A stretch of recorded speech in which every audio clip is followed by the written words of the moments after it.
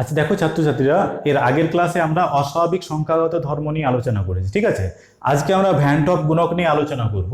তো দেখো এখানে একটা তোমরা জিনিস তোমাদের আগের ক্লাসে আমরা বলেছিলাম যে তড়িৎ বিশ্লেষ্য পদার্থের দ্রবণের ক্ষেত্রে, তাই তো, তড়িৎ বিশ্লেষ্য পদার্থের দ্রবণের ক্ষেত্রে আমরা কি দেখতে পাই না, এদের ক্ষেত্রে দেখা যায় যে পরীক্ষালব্ধ যে সংখ্যাগত ধর্ম, পরীক্ষালব্ধ যে সংখ্যাগত ধর্মের মান এবং যেটা তাত্ত্বিক বা গণনাকৃত সংখ্যাগত ধর্মের মান, এই দুটোর মধ্যে বিস্তর আমরা ফারাক দেখতে পাই, অর্থাৎ দুটো মিলছে না, ঠিক আছে। অর্থাৎ এদের ক্ষেত্রে যে পরীক্ষালব্ধ সংখ্যাগত ধর্মের মান, ঠিক আছে, এটা কি নট ইকুয়ালস টু কি হচ্ছে এটা না, সেটা হচ্ছে তাত্ত্বিক বা গণনাকৃত মান, ঠিক আছে।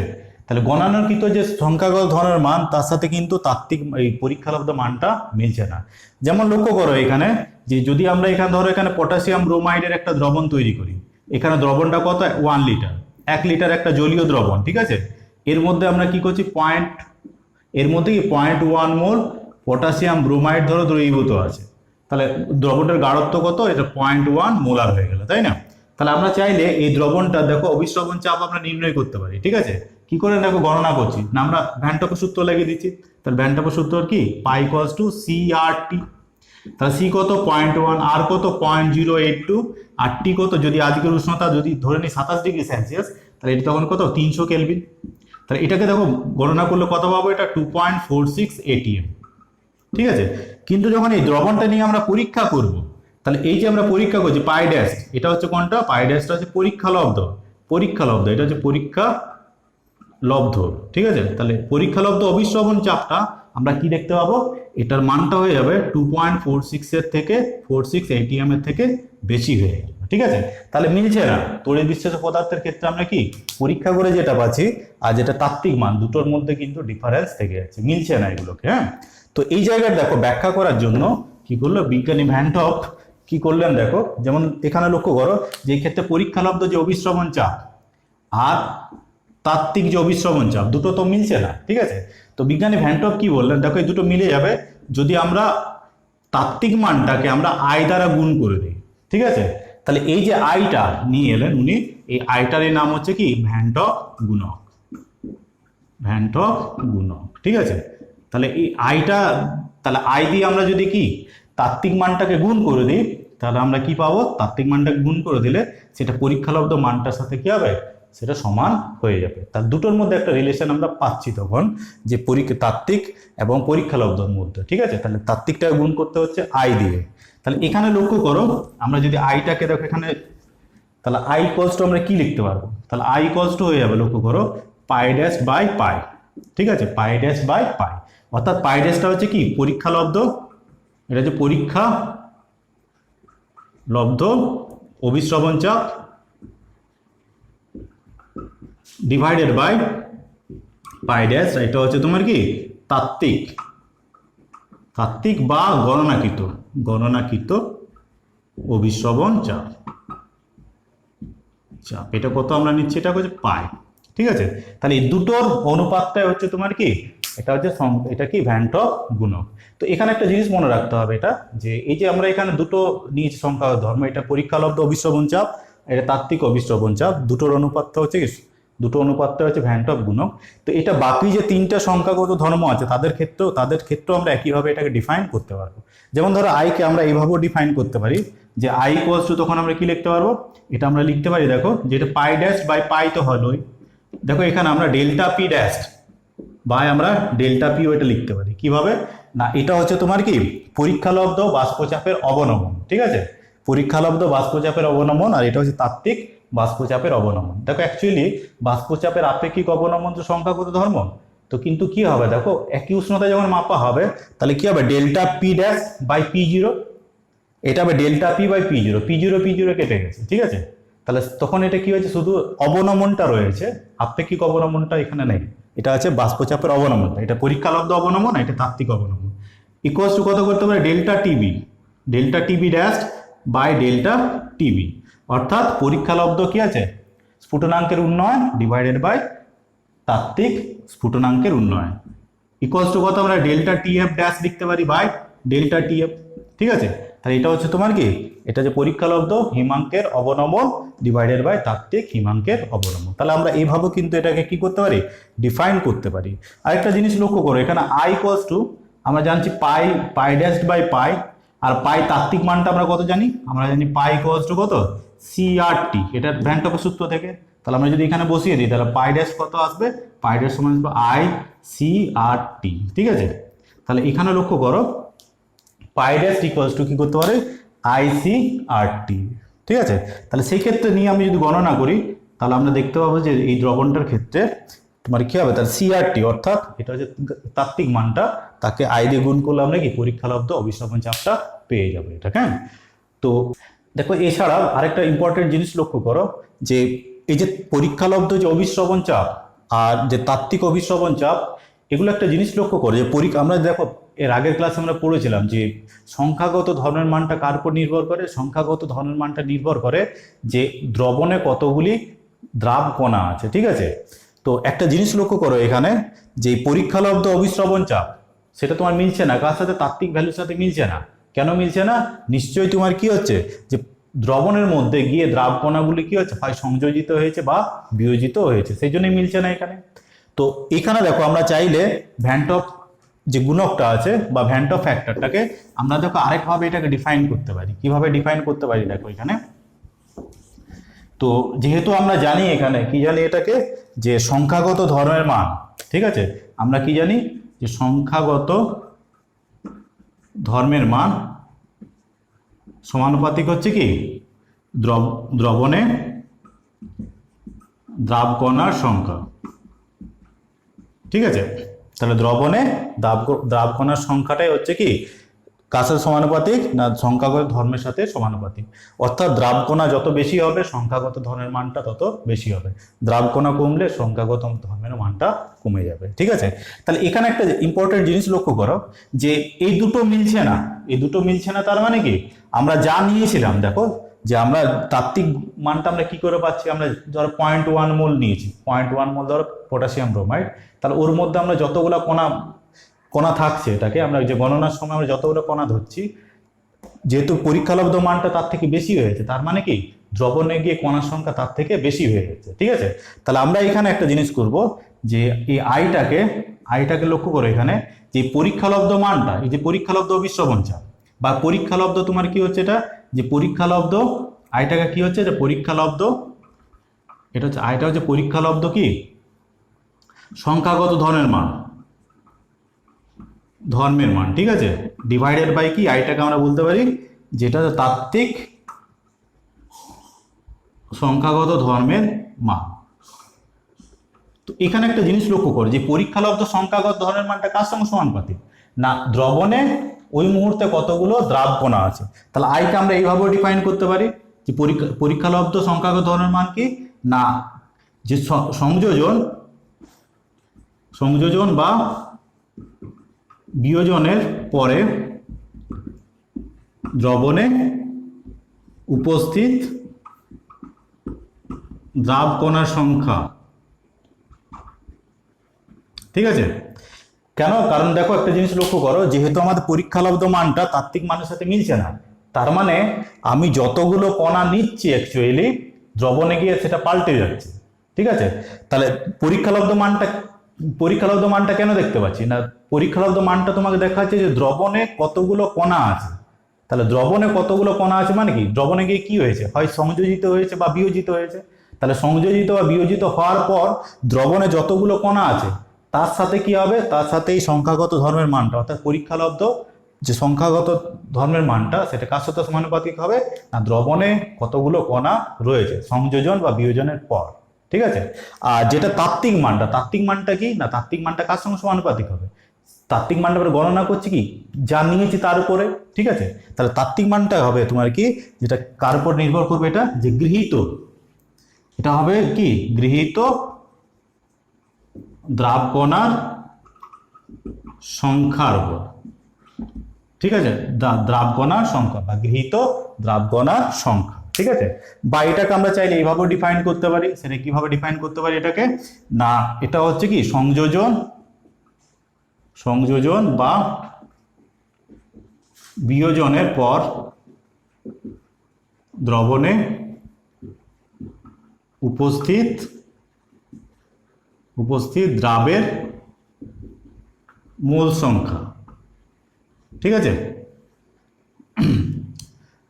আচ্ছা, সংযোজন উপস্থিত দ্রাব কণার মোল সংখ্যা, ঠিক আছে। আর এটা হচ্ছে গৃহীত দ্রাব কণার মোল সংখ্যা।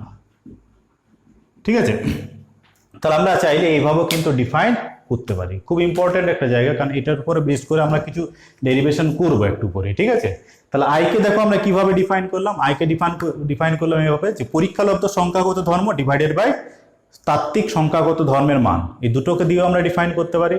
অথবা আমরা কিভাবে ডিফাইন করছি এখানে, যে সংযোজন বা বিয়োজনের পর দ্রবণের যতগুলো বা দ্রবণে যে দ্রাব কণার সংখ্যা ডিভাইডেড বাই গৃহীত দ্রাব কণার সংখ্যা, বা সংযোজন বা বিয়োজনের পর দ্রবণে উপস্থিত দ্রাবের মোল সংখ্যা ডিভাইডেড বাই গৃহীত দ্রাবের মোল সংখ্যা। মানে যেমন পটাশিয়াম ব্রোমাইডের ক্ষেত্রে করছিলেন আমরা 0.1 মোল নিচ্ছিলাম। ঠিক আছে, তাহলে গৃহীত কত হবে 0.1 মোল। এবার দ্রবণে গিয়ে সেটা ভাঙবে, তাহলে ভেঙে নিয়ে তোমার কি হবে, কণা সংখ্যা দেখবে 0.1 মোলের থেকে বেশি হয়ে যাবে। ঠিক আছে, তাহলে তখন কি হবে, এটা উপরটার আমরা মানটা বসাতে হবে কোনটা, যে বিয়োজনের পর কতগুলো কণা তৈরি হয়েছে, কত মোল তৈরি হয়েছে সেটা বসবে এখানে। ঠিক আছে, তো যাই হোক, এটা হচ্ছে তোমার কি, যে আমরা ভ্যান টপ গুণকটাকে দেখো এইভাবে আমরা ডিফাইন করতে পারি। দেখো আমরা সংখ্যাগত ধর্ম আইকে কিভাবে ডিফাইন করলাম। দেখো আই হচ্ছিল তোমার কি না, সংযোজন বা বিয়োজনের পর, সংযোজন বা বিয়োজনের পর, ঠিক আছে, দ্রবণে দ্রাব কণার মূল সংখ্যা। ঠিক আছে, ডিভাইডেড বাই কি, যে গৃহীত, তাই তো, গৃহীত দ্রাব কণার মূল সংখ্যা। ঠিক আছে, তাহলে এখানে একটা জিনিস লক্ষ্য করো, যদি দ্রাব কণাগুলো বিয়োজিত হয়, ঠিক আছে, তাহলে যদি দ্রাব কণাগুলো বিয়োজিত হয় তাহলে কি হবে, তুমি যা নেবে দ্রবণের ক্ষেত্রে কি হবে, তার থেকে কণা সংখ্যা বেড়ে যাবে। ঠিক আছে, তাহলে এক নম্বর সিচুয়েশনটা লক্ষ্য করো, যে তড়িৎ বিশ্লেষ্য পদার্থের ক্ষেত্রে, যে বিয়োজনের ক্ষেত্রে, ঠিক আছে, বিয়োজনের ক্ষেত্রে যেমন ধরো কারা বিয়োজিত হবে, যেমন ধরো তড়িৎ বিশ্লেষ্য পদার্থ যেগুলো আছে, যেমন ধরো NaCl, KCl বা KB, ধর পটাশিয়াম ব্রোমাইড, জলে দিলে কি হবে, এটাকে এটা ভেঙে নিয়ে তৈরি হবে K+Br-। তাহলে কি হচ্ছে, কণার সংখ্যা তুমি যা নেবে দ্রবণে গিয়ে দেখবে তার থেকে কণার সংখ্যা বেড়ে যাবে। তাহলে এখানে যেহেতু এখানে কি হচ্ছে, বিয়োজনের পর কণার সংখ্যা বেড়ে গেল, তাহলে এর ক্ষেত্রে তখন কি হবে, এই ক্ষেত্রে আমরা কি দেখতে পাবো, আই যেহেতু কণার সংখ্যা বেশি, ঠিক আছে, যা নিচ্ছ তার থেকে বেশি হয়ে যাচ্ছে উপরটা, তাহলে এই ক্ষেত্রে আই হবে গ্রেটার দেন 1। তাহলে আমরা কি দেখতে পাচ্ছি, যে যদি বিয়োজিত হয়, দ্রাব কণাগুলো যদি বিয়োজিত হয়, তাহলে ভ্যান টপ গুণকের মান কি হবে, সর্বদা 1-এর থেকে বেশি আসবে। ঠিক আছে, কারণ দেখো উপরে আছে সংযোজন বা বিয়োজনের পর কতগুলো কণা আছে, তুমি যা নেবে, যদি একটা যদি নিয়ে থাকো তাহলে ভেঙে নিয়ে দেখো দুটো হয়ে যাচ্ছে, একটা যদি নিয়ে থাকো তাহলে ভেঙে দুটো হচ্ছে, তাহলে 2/1, তাহলে অটোমেটিক্যালি আই হবে কি গ্রেটার দেন 1 হয়ে যাচ্ছে। ঠিক আছে, ঠিক একইভাবে লক্ষ্য করো, যদি এটা তোমার বিয়োজনের ক্ষেত্রে হলো, সংযোজনের ক্ষেত্রে কি হবে, সংযোজনের ক্ষেত্রে যেমন তোমাদের দেখো আগের ক্লাসও বলেছিলাম, যেমন অ্যাসিটিক অ্যাসিডকে আমরা যদি বেনজিনের মধ্যে নিই, ঠিক আছে, তাহলে এটাকে যদি আমরা বেনজিন দ্রাবকের মধ্যে নিই, তাহলে সেই ক্ষেত্রে কি দেখা যায়, যে দু অণু অ্যাসিটিক অ্যাসিড পরস্পর যুক্ত হয়ে ডাইমার গঠন করে নেয়। ঠিক আছে, একটা ডাইমার তৈরি করে নেয়। কি হয়, এরা আন্তরাণবিক হাইড্রোজেন বন্ধন গঠন করে, আন্তরাণবিক হাইড্রোজেন বন্ধন গঠন করে নিয়ে কি হয়, একটা ডাইমার তৈরি করে বসে। ঠিক আছে, তাহলে এইসব কেসে কি হবে বলো না, এইসব কেসে দেখো দুটো থেকে একটা কণা হয়ে গেছে, তাহলে তুমি নিয়েছিলে দুটো, হয়ে গেল একটা, তাহলে 1/2, মানে এটা কি 1-এর থেকে কম হয়ে গেল।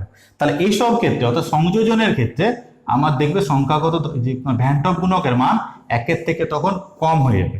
তাহলে কি হবে, বিয়োজনের ক্ষেত্রে সংখ্যাগত ধর্মের মান 1-এর থেকে বেশি, আর সংযোজনের ক্ষেত্রে কি হবে, সংখ্যাগত ধর্মের এই ভ্যান টপ গুণকের মান 1-এর থেকে তখন কম হয়ে যাবে। ঠিক আছে, তাহলে ভ্যান টপ গুণকের মানটা দেখেই তোমরা বলে দিতে পারবে যে দ্রাব কণাগুলো সংযোজিত হচ্ছে না বিয়োজিত হচ্ছে। ঠিক আছে, এখানে তোমাদের আরেকটা জিনিস আমরা বলে রাখবো এটাকে, যে আয়ের মানটা কত হবে। ঠিক আছে, তো একটা জিনিস মনে রাখবে যে যতগুলো কণা তৈরি হবে আয়ের মানটা কি হবে, টেন্ডস টু তত হবে। টেন্ডস টু তত মানে এখানে দুটো কণা হচ্ছে, তাহলে আয়ের মানটা তোমার কি হবে, 2 এর কাছাকাছিই যাবে। ঠিক আছে, এবার কত হবে, এক্স্যাক্টলি 2 তখনই হবে যদি এটা 100% ডিসোসিয়েটেড হয়। ঠিক আছে, যদি 100% ভেঙে যায় তাহলে আয়ের মানটা কি হবে, যতগুলো কণা আয়ের মানও তত।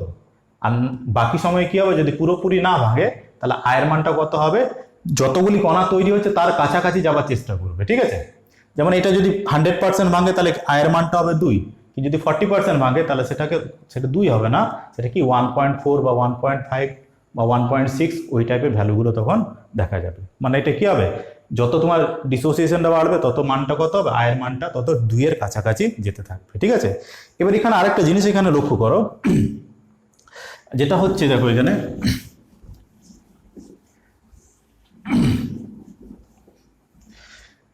যে আমরা দেখো সংখ্যাগত ধর্মগুলি থেকে আমরা দ্রাবের আণবিক ওজন নির্ণয় করে থাকি। ঠিক আছে, দ্রাবের আণবিক ওজন নির্ণয় করে থাকি। যেমন ধরো যেমন অভিশ্রবণ চাপ পাই সমান আমরা জানি CRT।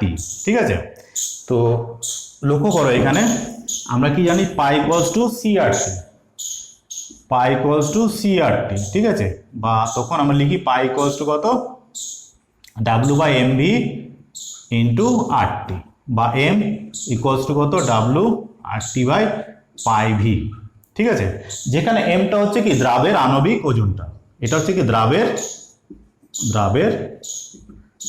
আণবিক ওজন, বাকিগুলো কি না, এটা হচ্ছে দ্রাবের ভর, কতটা দ্রাব নিয়েছি, আর হচ্ছে গ্যাস ধ্রুবক, টি হচ্ছে পরম উষ্ণতা দ্রবণটা, পাই হচ্ছে তোমার অভিশ্রবণ চাপ, আর ভি হচ্ছে দ্রবণটির আয়তন লিটারে। ঠিক আছে, আর এটা আমরা লিটার অ্যাটমসফিয়ারে তখন বসাবো। তাহলে এই যে আমরা এমটা নির্ণয় করছি, ঠিক আছে, এমটা ধর আমরা এখান থেকে নির্ণয় করছি, প্রত্যেকটা ক্ষেত্রে করা যাবে। অভিশ্রবণ চাপ থেকেও আমরা কি করতে পারি, দ্রাবের আণবিক ওজন নির্ণয় করতে পারি, বা ভ্যান্টপের যে রাউল্টের যে সূত্র আছে বাষ্পচাপের আপেক্ষিক অবলম্বন, সেখান থেকেও দ্রাবের আণবিক ওজন নির্ণয় করতে পারি, স্ফুটনাঙ্কের উন্নয়ন সেখান থেকেও বার করতে পারি, বা হিমাঙ্কের অবনমন সেখান থেকেও বার করতে পারি। কিন্তু প্রত্যেকটা ক্ষেত্রে একটা জিনিস লক্ষ্য করবে যে যেটা আমার সংখ্যাগত ধর্ম তার সাথে আণবিক ওজনের সম্পর্ক হচ্ছে ব্যস্তানুপাতিক, তার সঙ্গে আণবিক ওজনের সম্পর্ক হচ্ছে ব্যস্তানুপাতিক। ঠিক আছে, তো একটা জিনিস তোমরা লক্ষ্য করো এখানে, আমরা যদি এখানে দেখো যে পায়ের মান যদি আমরা তাত্ত্বিক মানটা বসাই, তাত্ত্বিক মান আমরা যদি বসিয়ে দিই, তাহলে এই ক্ষেত্রে যে আণবিক ওজনটা গণনা হবে সেটা হবে তোমার কি, সেটা W/RT/πV। তাহলে এটা হবে তোমার তাত্ত্বিক আণবিক ওজন, অর্থাৎ গণনাকৃত আণবিক ওজন হবে। কিন্তু ধরো আমরা যদি এখানে পাই ড্যাশ বসাই, পাই ড্যাশ অর্থাৎ পরীক্ষা লব্ধ অভিশ্রবণ চাপ, তাহলে সেই ক্ষেত্রে আমি যদি মানটা এখানে বসাই, ঠিক আছে, তাহলে এই ক্ষেত্রে যেটা আণবিক ওজনটা পাবো এটা, তাহলে সেটা হবে W/RT/π' × V। ঠিক আছে, তাহলে এই ক্ষেত্রে যে আণবিক ওজনটা পাবো সেটা তোমার কি হবে, পরীক্ষা লব্ধ আণবিক ওজন। তো একটা জিনিস লক্ষ্য করো এখানে, এই যে তাত্ত্বিক আণবিক ওজন যেটা আমরা নির্ণয় করলাম, হ্যাঁ, এটা যে গণনা করে যেটা নির্ণয় করছি, আর এটা হচ্ছে আমার পরীক্ষা লব্ধ, যেটা আমরা পরীক্ষা করে, অর্থাৎ কি এখানে যে অভিশ্রবণ চাপটা যেটা পরীক্ষা করে পেয়েছিলাম সেটাকে সমীকরণে বসালাম। তাহলে বসিয়ে নিয়ে তোমরা যে আণবিক ওজনটা পাচ্ছে সেটা কি হবে, পরীক্ষা লব্ধ আণবিক ওজন। এবার একটা জিনিস লক্ষ্য করো, আমরা যদি দুটোকে দেখো রেশিও করে দিই তাহলে কি দেখতে পাবো এখানে, অর্থাৎ আমরা যদি করি m/m', তাহলে সেক্ষেত্রে কত হবে এখানে না, লক্ষ্য করো সেক্ষেত্রে আমাদের কেটে যাচ্ছে বাকিগুলো, W/RT/πV, আর এটা হচ্ছে W/RT/π', তাহলে আমাদের বাকিগুলো কেটে যাচ্ছে, তাহলে পুরো থাকছে কি এখানে, এটা π'/π। তাহলে আমরা এখানে লক্ষ্য করছি এটাকে, দেখো এই π'/π এটা কি পরীক্ষা লব্ধ অভিশ্রবণ চাপ, এটা হচ্ছে তাত্ত্বিক অভিশ্রবণ চাপ, এটা হচ্ছে তোমার কি আয়। ঠিক আছে, তাহলে আমরা এইখান থেকে দেখো আরেকটা জিনিস করতে পারি, আয় সমান পাচ্ছি কি π'/π সমান হচ্ছে কত, m/m'। ঠিক আছে, তার মানে আমরা দেখো ভ্যানটপ গুণক, এটাকে আমরা ভ্যানটপ ফ্যাক্টর, সেটাকে আমরা দেখো এইভাবে ডিফাইন করতে পারি। সেটা কি দেখো এখানে, যেটা আই ইকুয়ালস টু তাহলে কি পরীক্ষা লব্ধ অভিশ্রবণ চাপ বাই তাত্ত্বিক অভিশ্রবণ চাপ, ইকুয়ালস টু কত, দেখো এটা কি, এটা হচ্ছে তোমার কি গণনাকৃত বা তাত্ত্বিক সংখ্যা, তাত্ত্বিক আণবিক ওজন কার, এটা দ্রাবের, ঠিক আছে, দ্রাবের আণবিক ওজন যেটা আমরা গণনা করে পেয়েছি, ডিভাইডেড বাই কি না পরীক্ষা লব্ধ আণবিক ওজন, ঠিক আছে, এটা কার, এটাও দ্রাবের, ঠিক আছে। তাহলে আমরা এখন একটা দেখো যে আইকে আমরা এইভাবে ডিফাইন করতে পারছি, কিভাবে না তাত্ত্বিক আণবিক ওজন, অর্থাৎ যেটা আমরা গণনা করে যে আণবিক ওজনটা পাচ্ছি দ্রাবের, সেটাকে আমরা যদি কি যে পরীক্ষালব্ধ যে আণবিক ওজন, ঠিক আছে, পরীক্ষালব্ধ অর্থাৎ যে অভিশ্রবণ চাপের মানটা যেটা পরীক্ষা করে পেয়েছে সেটা যদি এই সমীকরণে বসাই, তাহলে যে আণবিক ওজনটা পাচ্ছি সেটা হচ্ছে পরীক্ষালব্ধ আণবিক ওজন। সেই দুটোকে যদি আমরা ভাগ করে দিই তাহলে সেটা আমরা কি পাচ্ছি, যে ভ্যান টপ ফ্যাক্টর আমরা আই পেয়ে যাচ্ছি।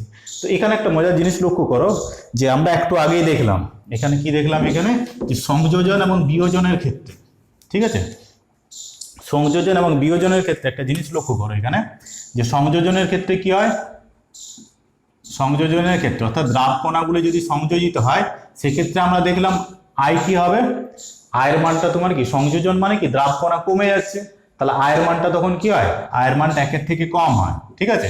তাহলে সেই ক্ষেত্রে লক্ষ্য করো এখানে আই সমান কি এম বাই এম ড্যাশ, আমরা জানি আই সমান হচ্ছে এম বাই এম ড্যাশ, তাহলে সংযোজনের ক্ষেত্রে কি হবে, এটা তখন লেস দেন 1, তার মানে কি দাঁড়াবে M less than M dash, তার মানে কি হবে সংযোজনের ক্ষেত্রে তোমার আমরা কি করতে পারি, সংযোজনের ক্ষেত্রে আমরা কি দেখতে পাচ্ছি এখানে, যে সংযোজনের ক্ষেত্রে পরীক্ষালব্ধ যে আণবিক ওজনটা সেটা কি হচ্ছে, এটা যে তাত্ত্বিক আণবিক ওজনের থেকে বেশি হচ্ছে, ঠিক আছে। অপর একটা জিনিস লক্ষ্য করো এখানে, যে বিয়োজনের ক্ষেত্রে আমরা কি দেখতে পাচ্ছি, এটাকে বিয়োজনের ক্ষেত্রে আমরা জানি কণা সংখ্যা বাড়ছে, তাহলে সেক্ষেত্রে আই হবে কি গ্রেটার দেন 1, তাহলে আই যদি গ্রেটার দেন 1 হয় অর্থাৎ এম বাই এম ড্যাশ, এটা হচ্ছে গ্রেটার দেন 1, তার মানে M greater than M dash, তাহলে সেই ক্ষেত্রে তোমার কি দাঁড়াচ্ছে এখানে, যে গণনাকৃত যে মানটা, ঠিক আছে, গণনাকৃত অর্থাৎ তাত্ত্বিক বা প্রকৃত মানটা সেটা কি পরীক্ষালব্ধ মান থেকে বেশি, বোঝা যাচ্ছে, কারণ কি যেহেতু কণাগুলো ভেঙে যাচ্ছে, তাহলে ভেঙে গেলে তোমার কি হবে, যে আণবিক ওজন যেটা পাচ্ছি সেগুলো কি হবে, সেটা কমে যাবে, যেটা পরীক্ষালব্ধ আণবিক ওজনটা কম, তাত্ত্বিক যা মান প্রকৃত মান তার থেকে গণনাকৃত মানটা কি হচ্ছে, আণবিক ওজনটার মানটা কম আসবে, ঠিক আছে। তো দেখো ভ্যান টপ গুণককে আমরা তাহলে এইভাবে ডিফাইন করতে পারি, যে গণনাকৃত আণবিক ওজন দ্রাবের ডিভাইডেড বাই যেটা আমরা পরীক্ষালব্ধ যে আণবিক ওজন দ্রাবে, সেই দুটো দিয়ে ভাগগুলো কিন্তু আমরা কি পেয়ে যাচ্ছি, এটাকে যে ভ্যান টপ গুণক আইটাকে আমরা পেয়ে যাচ্ছি, ঠিক আছে। আমরা এইভাবেও কিন্তু এটাকে ডিফাইন করতে পারি, ঠিক আছে।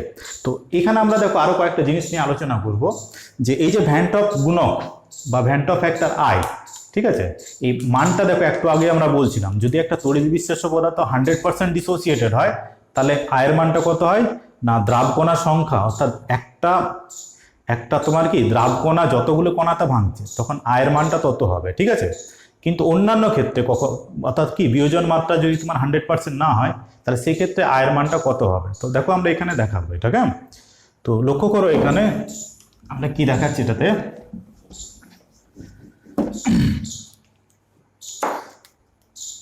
এক নম্বর আছে বিয়োজনের ক্ষেত্রে বিয়োজন মাত্রা আলফা, বিয়োজন মাত্রা আলফা এবং ভ্যান টপ গুণকের মধ্যে, ভ্যান টপ গুণক অর্থাৎ আয়ের মধ্যে সম্পর্ক, ঠিক আছে। তো এটা দেখো, এটা করার আগে তোমাদের একটু মনে করে দিতে চাইছি যে আয়ের মানটা দেখো আমরা ডিফাইন করেছিলাম, যে আয় সমান কি বলেছিলাম, যে সংযোজন আর বিয়োজনের পরে দ্রবণে কতগুলো কণা রয়েছে, ঠিক আছে, ডিভাইডেড বাই কি কতগুলো কণা আমরা নিয়েছিলাম, ঠিক আছে। তো দেখো ওই কনসেপ্টটা থেকে আমরা কিন্তু এখানে এই দুটোর মধ্যে রিলেশন বার করতে পারবো। বিয়োজন মাত্রা মানে কি না, প্রতি মোল দ্রাবের অর্থাৎ 1 মোল দ্রাব থেকে কম মোল দ্রাব বিয়োজিত হচ্ছে, ঠিক আছে। প্রতি মোলে যত মোল দ্রাব বিয়োজিত হবে সেটা হচ্ছে কি ওই দ্রাবের বিয়োজন মাত্রা। তাহলে এখানে লক্ষ্য করো আমরা একটা রিলেশন নিচ্ছি, যেমন এ হচ্ছে একটা দ্রাব কণা বা এ হচ্ছে দ্রাব যেটা তোমার কি বিয়োজিত হচ্ছে n সংখ্যক বিতে, ঠিক আছে। তাহলে একটা এ বিয়োজিত হলে তোমার কি n সংখ্যক বি তৈরি হয়। তো আমরা দেখো এখানে প্রারম্ভিক অবস্থায় এটা হচ্ছে প্রারম্ভিক প্রারম্ভিক অবস্থায়। প্রারম্ভিক অবস্থায় আমরা এ নিচ্ছি 1 মোল, 1 মোল এ নিয়েছি। তাহলে প্রারম্ভিক অবস্থায় মানে কি এখানে বিয়োজন কিন্তু শুরু হয়নি, তার মানে বি তৈরি হবে না, বি তৈরি হবে কত 0, বি নেই এখন। এবার সাম্যাবস্থায়, সাম্যাবস্থায় ভালো করে লক্ষ্য করে, সাম্যাবস্থায় কি হবে না, যেহেতু বিয়োজন মাত্রা হচ্ছে আলফা, তার মানে কি 1 মোলে ভাঙে আলফা মোল, 1 মোলে ভাঙে কত আলফা মোল। তাহলে লক্ষ্য করো 1 মোল থেকে ভেঙে যাচ্ছে আলফা মোল, তাহলে পড়ে আছে কত এ না 1 মাইনাস আলফা। এবার একটা জিনিস দেখো, একটা এ ভাঙলে এন সংখ্যক বি তৈরি হয়, তাহলে 1 মোল ভাঙলে এন মোল তৈরি হবে, তাহলে ভেঙেছে কত আলফা মোল, তাহলে এটা তৈরি হবে কত 1 থেকে এন, তাহলে আলফা থেকে এন আলফা। ঠিক আছে, তাহলে কত মোল তৈরি হলো এখানে, যে বি কত মোল তৈরি, এন আলফা। এবার আরেকটা জিনিস লক্ষ্য করো, দেখো এখানে বিয়োজনের পর একটা জিনিস দেখো, যে দেখো প্রারম্ভিক অবস্থায় কত মোল দ্রাবকণা কত ছিল টোটাল, 1 মোল আর 0 মোল, তাহলে কত ছিল টোটাল এখানে, তাহলে এখানে দেখো মোট মোল সংখ্যা কত কত ছিল প্রারম্ভিক অবস্থায় 1 প্লাস 0 মানে হচ্ছে 1 মোল, তাহলে গৃহীত কত ছিল এটা 1 মোল। এবার লক্ষ্য করো সাম্যাবস্থায় মোট কত মোল হচ্ছে না 1 মাইনাস আলফা, এখন এ পড়ে আছে, আর বি কতটা আছে N alpha plus N alpha, তাহলে কত দাঁড়াচ্ছে, এটাই হচ্ছে তোমার সাম্যাবস্থায় উপস্থিত মোট মোল সংখ্যা, দ্রাবের মোট মোল সংখ্যা।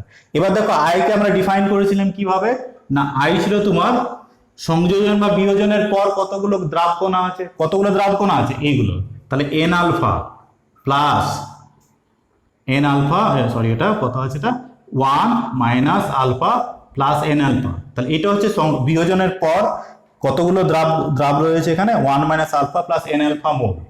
আর কতটা নিয়েছিলে 1 মোল ডিভাইডেড বাই, তাহলে এত মোল রয়েছে কি বিয়োজনের পর, আর নিয়েছিলে কত 1 মোল। ঠিক আছে, তাহলে দেখো এটাকে আমরা যদি সলভ করি, এখানে লক্ষ্য করো আমরা উপরে করছি এটা, দেখো আমরা যদি এটাকে সলভ করি তাহলে কি দেখতে পাবো, ধর কোনাকুনি গুণ করে দিচ্ছি, তাহলে আলফা ইকুয়ালস টু কত দাঁড়াবে এখানে 1 minus alpha plus N alpha. ঠিক আছে, তাহলে এখানে আমরা 1টাকে এইদিকে নিয়ে যাচ্ছি, 1 minus I minus 1 equals two, এখানে আমরা যেটা আলফার আগে কমন নিয়ে নিচ্ছি, আলফা যদি কমন যায় তাহলে থাকবে 1 মাইনাস আলফা, এই 1 মাইনাস এন। ঠিক আছে, তো এতএব আমরা এখানে লিখতে পাচ্ছি এটা কত minus alpha equals to I minus 1 divided by 1 minus N. ঠিক আছে, বা আরেকটু এটাকে চেঞ্জ করে দিচ্ছি এখানে, এটা তাহলে কত হবে আলফা ইকুয়ালস টু কত হবে আই মাইনাস 1 ডিভাইডেড বাই, এটা মাইনাসটা কমন নিচ্ছি তাহলে কেটে যাবে দুই দিকে, তাহলে কত হবে এন মাইনাস 1, এটা হবে দুটোর মধ্যে সম্পর্ক। ঠিক আছে, তাহলে এটা যে বিয়োজন মাত্রার সঙ্গে তোমার কি সংখ্যাগত ধর্মের, এটা হচ্ছে তোমার সম্পর্ক, যেখানে এন হচ্ছে তোমার কি না, এন হচ্ছে তোমার কি যে দ্রাবকণা, একটা দ্রাবকণা কতগুলি দ্রাবকণায় ভাঙছে। যেমন লক্ষ্য করো একটা এক্সাম্পল দিচ্ছি, যেমন কে বিআর, এটা ভাঙছে কে প্লাস আর বিআর মাইনাস। তাহলে এখানে একটা জিনিস লক্ষ্য করো, এখানে এন কত হবে না, একটা কোণা থেকে কটা কোণা তৈরি হচ্ছে, দুটো কোণা তৈরি হচ্ছে, তাহলে এন ইকুয়ালস টু এখানে হবে 2। ঠিক আছে, এন ইকুয়ালস টু কত হবে এখানে 2, তাহলে আলফা ইকুয়ালস টু কত দাঁড়াবে এই ক্ষেত্রে, আলফা ইকুয়ালস টু কত দাঁড়াবে আই মাইনাস 1, এন এর মান তো 2, তাহলে 2 মাইনাস 1। ঠিক আছে, তাহলে আলফা ইকুয়ালস টু কত আই মাইনাস 1, নিচে হচ্ছে 1, তাহলে এখানে দাঁড়াবে কত I minus 1 equals to alpha, তাহলে আই ইকুয়ালস টু কত দাঁড়াবে 1 প্লাস আলফা। ঠিক আছে, এবার আরেকটা মজার জিনিস লক্ষ্য করো এখানে, যে আমরা যদি এখানে দেখো এটা 100% ডিসোসিয়েশন করে দিই এখানে। ঠিক আছে, তো এটা মুছে দিচ্ছি এটাকে, তাহলে আমরা যদি কেবিআর দ্রবণ নিই, এটা হ্যাঁ একটা কেবিআর দ্রবণ নিয়েছি, তো কেবিআর দ্রবণটা এখানে হচ্ছে কি এর আলফা হচ্ছে কত 1 বা আর এটা 100%, অর্থাৎ এটা কতটা ভেঙেছে, এটা পুরো 100% ডিসোসিয়েটেড হয়ে গেছে।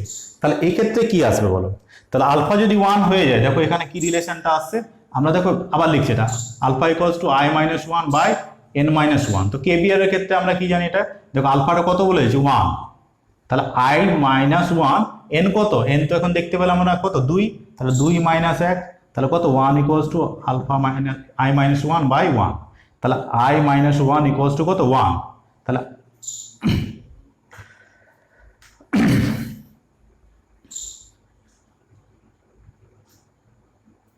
তাহলে আমরা আই কত দেখতে পাচ্ছি, আই ইকুয়ালস টু হয়ে যাচ্ছে কত 1 প্লাস 1 ইকুয়ালস টু 2, তাহলে আমরা কত দেখতে পাচ্ছি আই হয়ে গেল 2। তাহলে এটাই আমরা বলছিলাম, যদি 100% কোনো তড়িৎ বিশিষ্ট পদার্থ বিয়োজিত হয় সেক্ষেত্রে তোমার কত হবে, আয়ের মানটা কত হবে, আয়ের মানটা কত হবে, এন এর মানের সাথে সমান হয়ে যাবে। ঠিক আছে, অর্থাৎ একটা কণা ভেঙে যটা কণাতে পরিণত হবে আয়েরও মান কিন্তু ততই হবে। ঠিক আছে, তো যাই হোক বোঝা যাচ্ছে এই জায়গাটা। তাহলে আয়কে কি করে বার করব, বা অন্যান্য যদি ক্ষেত্রগুলো হয় তাহলে অন্যান্য ক্ষেত্রগুলোতে কি হবে, আলফা মানটা বলতে হবে 40% ডিসোসিয়েটেড, তাহলে 40% তুমি মানটা বসালে 0.4 নিয়ে ক্যালকুলেশন করবে কত আয় হচ্ছে। ঠিক আছে, তাহলে যখন আমরা নিউমেরিক্যালস গুলো করবে বিশেষ করে তড়িৎ বিশিষ্ট পদার্থের দ্রবণের ক্ষেত্রে তখন অবশ্যই কিন্তু আয়টাকে বার করতে হবে।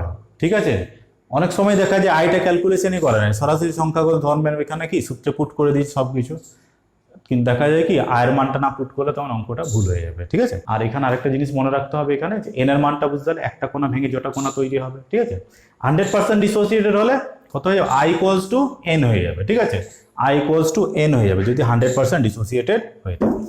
এবার লক্ষ্য করো আমরা দেখাবো এটা কি, যেটা হচ্ছে সংযোজনের ক্ষেত্রে, এটা বিয়োজনের ক্ষেত্রে দেখালাম, এবার দেখাচ্ছি সংযোজনের ক্ষেত্রে। তাহলে সংযোজনের ক্ষেত্রে কি হবে, সংযোজনের ক্ষেত্রে কি হবে, অর্থাৎ দ্রাব কণাগুলো পরস্পরের সাথে সংযোজিত হচ্ছে। ঠিক আছে, তাহলে সংযোজিত হলে কি হবে, দ্রাব কণার সংখ্যা কমে যাবে। তাহলে আমরা ধরে নিচ্ছি এখানে দেখো যে এন মোল এ সংযোজিত হয়ে একটা বি তৈরি করছে। তাহলে এন মোল এ থেকে একটা বি তৈরি হচ্ছে। তাহলে আমরা প্রারম্ভিক অবস্থায় করে নিচ্ছি এটাকে,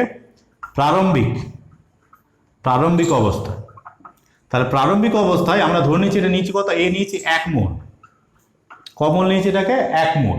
তাহলে প্রারম্ভিক অবস্থায় মানে কি জুড়তে শুরু করেনি, তার মানে বি তখন কত তৈরি হবে, 0। তাহলে প্রারম্ভিক অবস্থায় দ্রবণে মোট মোল সংখ্যা কত না 1 + 0 মানে হচ্ছে 1 মোল। তাহলে দ্রবণে কত মোল কণা রয়েছে, 1 মোল। এবার সাম্যাবস্থায় আর আমরা ধরে নিচ্ছি এক্স হচ্ছে সংযোজন মাত্রা, সাম্যাবস্থায় এক্স সংযোজন মাত্রা হলে সংযোজন মাত্রা। আচ্ছা, সংযোজন মাত্রা মানে কি, প্রতি মোলে কত মোল, 1 মোলে ক মোল সংযোজিত হয়। ঠিক আছে, তাহলে এখানে একটা জিনিস লক্ষ্য করো, এক্স যদি সংযোজন মাত্রা হয় তাহলে 1 মোল থেকে সংযোজিত হবে x মোল, তাহলে পরে কতটা থাকবে 1 - x মোল। ঠিক আছে, আর একটা জিনিস লক্ষ্য করো, n মোল যদি দেখো সংযোজিত হলে 1 মোল বি তৈরি হয়, n মোল সংযোজিত হলে 1 মোল বি, n মোল এ সংযোজিত হলে 1 মোল বি তৈরি হয়। তাহলে x মোল সংযোজিত হলে কত, অর্থাৎ n থেকে 1 থেকে 1 এর n, x থেকে কত হবে x/n, তাহলে কত মোল বি তৈরি হবে, x/n মোল। ঠিক আছে, এবার দেখো তাহলে এরপরে দেখো যে সংযোজন তো হয়ে গেল, এরপরে মোট কতগুলো কণা হলো না, আগে ছিল কত 1 - x আর পরে কত হলো x/n। তাহলে এটা হচ্ছে তোমার কি মোট দ্রাব কণার মোল সংখ্যা। ঠিক আছে, এটা কি সংযোজনের পর। তাহলে আমরা এখানে ডিফাইন করব কি, দেখো যে আবার বলছি আয়ের যে ডেফিনেশনটা, সংযোজন বা বিয়োজনের পরে কতগুলো দ্রাব কণা আছে ডিভাইডেড বাই গৃহীত দ্রাব কণা। তাহলে আমরা দেখো আয়ের ওই ডেফিনেশনটা আবার কাজে লাগাচ্ছি। তাহলে সংযোজন বা বিয়োজনের পর, অর্থাৎ এখানে বিয়োজনের পর কতগুলো দ্রাবের মোল সংখ্যা কত হলো 1 - x প্লাস x/n, আর নিয়েছিলে কত 1 মোল, তাহলে ডিভাইডেড বাই 1। ঠিক আছে, তাহলে এটাকে আমরা দেখো কোনাকুনি প্রথমে গুণ করে দিচ্ছি, কোডটা মুছে নিই।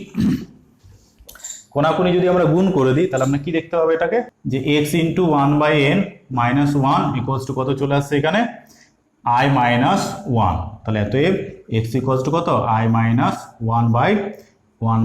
- 1। ঠিক আছে, তাহলে এটা হচ্ছে আমাদের কাছে যে সংযোজন মাত্রার জন্য যে সূত্রটা। ঠিক আছে, এটাকে অবশ্যই তোমার কি এখানে মানটা বসাতে হবে। ঠিক আছে, এবার একটা জিনিস লক্ষ্য করো, যে তোমাদের আগেই বললাম যে যখনই আমাদের সংযোজন বা তড়িৎ সংযোজন বা বিয়োজন হবে তখন কি হবে, ভ্যান টপ আই ফ্যাক্টরটাকে অবশ্যই বসাতে হবে।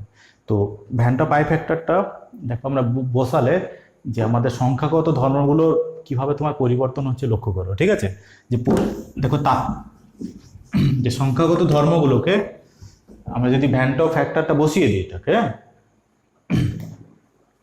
তো লক্ষ্য করে যে ভ্যান টপ গুণকটা, সেই ভ্যান টপ গুণকটা যদি আমরা বসাই তাহলে সেক্ষেত্রে সংখ্যাগত ধর্মগুলো কিরকম দেখতে হবে। সেক্ষেত্রে লক্ষ্য করো যে বাষ্পচাপের আপেক্ষিক অবনমন P0 - P/P0। ঠিক আছে, এটা কত ছিল, এটা x2, কিন্তু তড়িৎ বিশ্লেষ্য পদার্থের ক্ষেত্রে তখন কত হবে IX2। ঠিক আছে, এটা 1 নম্বর। 2 নম্বর লক্ষ্য করো যে স্ফুটনাঙ্কের উন্নয়ন কত ছিল, এটা KB ইন্টু এম, কিন্তু তড়িৎ বিশ্লেষ্য পদার্থের ক্ষেত্রে কত হবে I into KB into M. 3 নম্বর লক্ষ্য করো ডেল্টা টিবি ডেল্টা টিএফ, এটা কত ছিল, এটা ছিল তোমার কত KF ইন্টু এম, কিন্তু এখন কি হবে তড়িৎ বিশ্লেষ্য পদার্থের ক্ষেত্রে I into KF into M. 4 নম্বর আমরা কি বললাম, এটা অভিস্রবণ চাপ। ঠিক আছে, পাই সমান কত ছিল CRT, এটা ছিল তো, এখন কি হবে এটা I ইন্টু CRT। ঠিক আছে, তাহলে এই ভ্যান টপ গুণকটাকে অবশ্যই বসাতে হবে যদি দ্রাব কণাগুলো সংযোজিত বা বিয়োজিত হয়ে যায়। ঠিক আছে, না হলে কিন্তু তোমার রেজাল্ট মিলবে না। ঠিক আছে, কারণ পরীক্ষায় যখন তড়িৎ বিশ্লেষ্য পদার্থ দিয়ে কোশ্চেন সেট করা হয়, তো যে রেজাল্টটা থাকে সেই রেজাল্টটা কিন্তু পরীক্ষালব্ধ। ঠিক আছে, তো প্রথমে দেখো যখন ভ্যান টপ গুণকের যখন ডেফিনেশনটা করছিলাম তখন আমরা কিভাবে করেছিলাম এটাকে, যে ভ্যান টপ আই গুণকটাকে আমরা কোনটাকে গুণ করছিলাম, যেটা তাত্ত্বিক মান সেটাকে গুণ করছিলাম। তার তাত্ত্বিক মানটাকে আই দিয়ে গুণ করবে, তখন সেটা পরীক্ষালব্ধ মানের সাথে মিলবে। অর্থাৎ রেজাল্টের সাথে তোমার তখনই মিলবে যখন আই ফ্যাক্টরটা তুমি এখানে নিয়ে আসবে। আই ফ্যাক্টরটা যদি না নিয়ে আসো তাহলে কিন্তু তুমি কি হবে বার করবে মান, কিন্তু সেটা রেজাল্টের সাথে মিলবে না। ঠিক আছে, কখন যদি সংযোজন বা বিয়োজন হয়ে থাকে। ঠিক আছে, থাক।